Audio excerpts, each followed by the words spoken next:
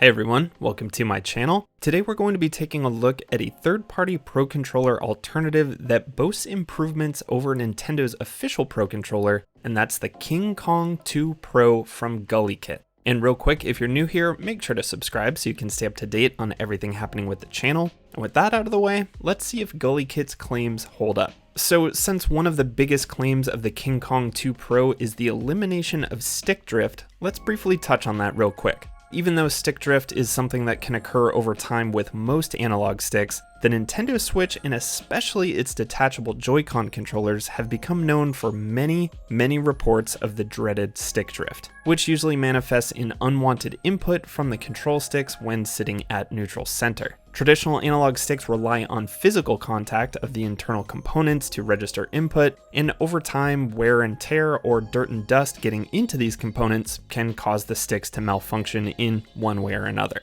If you've been following my channel for a while or came over from my Instagram page, you might know that I have a pretty sizable Joy-Con collection. And over the past 5 years and hundreds of hours of gameplay, I only ever experienced drift in a single left Joy-Con that came with my V2 Switch, and it happened less than a week after getting the console. I sent this one in for a free repair and got it back about a week later. Having barely experienced the dreaded drift myself, it made me think that maybe all the reports of drift were a bit overblown and sort of a meme, but reports of Nintendo's service centers being completely bogged down by Joy-Con repairs would say otherwise. I do think how hard you press on the sticks when you play and how clean you keep your Switch can definitely play a factor in drift popping up, but it seems that the somewhat unique construction of the Joy-Con sticks themselves, something that was probably the result of needing to fit so many components into such a small form factor, is what leads to so many incidents of stick drift on the Switch. I'll leave a link to an excellent video by VK's channel down in the description where he details his ingenious solution to Joy-Con stick drift if you'd like a much more detailed breakdown of how this happens.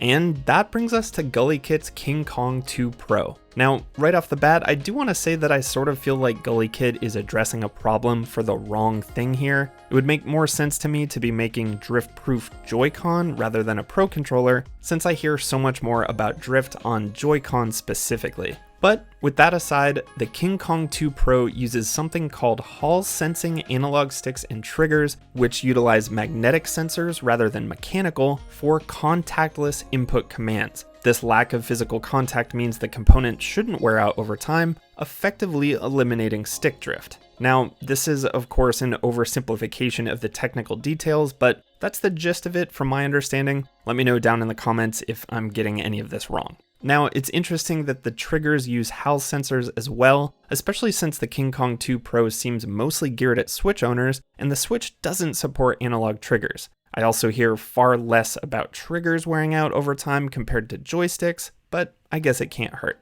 Now, with all that out of the way, let's take a closer look at the KingKong 2 Pro and talk about the overall feel as well as the other included features here. I should quickly mention that unlike many other third-party Pro Controllers, the KingKong 2 is just as expensive as Nintendo's official Pro Controller at $69.99. So the big value add here from GuliKit are the drift-proof analog sticks, as well as the other additional features we'll touch on shortly. The KingKong 2 Pro also features rumble, motion controls, as well as NFC support for Amiibo. So opening up the box here, you've got some standard stuff, the manual, a USB A to C cable, the controller of course, and this cool plastic travel case. This is actually one of my favorite things about this controller, and I wish more controllers came with something like it. It's super lightweight and barely adds any bulk, and it's perfect for tossing in a bag without having to worry about any scratches, scuffs, or dirt getting on your controller. It is custom molded specifically to the KingKong 2 though, so unfortunately it won't fit on a regular Pro Controller.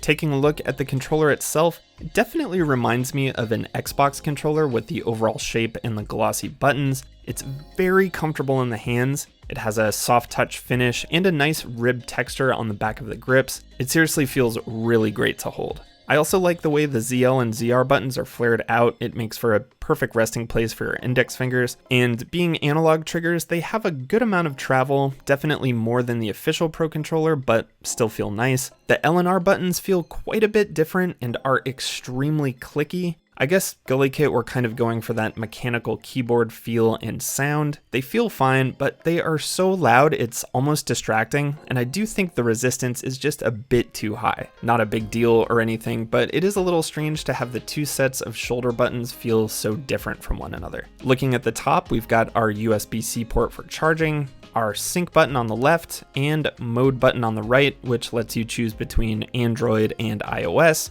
Windows, wired PC, and switch modes for pairing with different devices. The face buttons feel really nice. They have a satisfying click to them, and they don't come close to making the noise of the L and R buttons. They also don't rattle around like on some other controllers. Even Nintendo's official Pro Controller buttons have a decent amount of wiggle to them. These feel super solid and are really satisfying to press. They actually feel pretty similar to the face buttons on the DualSense if you've ever used one of those. The D-pad feels pretty good. I like the resistance, but the rocker in the center is pretty small, and I do think you could run into some accidental diagonal inputs. Then we've got our plus and minus buttons and capture and home buttons, which all feel good. And then we have these two added buttons in the middle here, which you'll use for all the KingKong 2 Pro's extra features. I'll go through all of those here shortly, but first I want to take a moment to talk about the analog sticks on the KingKong 2 Pro. Unfortunately, the most disappointing thing about this controller, especially when the drift-proof sticks are one of its main selling points. So the sticks themselves feel great, the thumb pads feel really nice, and the sticks have a perfect level of resistance. The tension feels almost identical to the official Pro Controller, but the problem, at least for me, is that there's this weird dragging or scraping feeling when rotating the sticks at a full 360 degrees. It's a rather unpleasant feeling too, kind of like scraping away soft paint with your fingernail or something like that. And I'm not sure exactly what's causing it, if my controller has little divots in the rings around the analog sticks, or if it's the chrome paint on the sticks themselves causing the drag. Either way, it's a rather distracting feeling that pretty much ruins this controller for me. I have looked around at some reviews on Amazon, and it looks like I'm not the only one who's experienced this issue either, but I will say there seems to be an equal amount of people who had no issues with theirs, or who knows, maybe they didn't even notice. I should probably see if I can just get a replacement, because I do think some people have sent theirs in and got back a controller that didn't have the weird stick drag issue, but fair warning, I'd say it's very possible that you could end up getting a KingKong 2 Pro with the same problem if you order one yourself.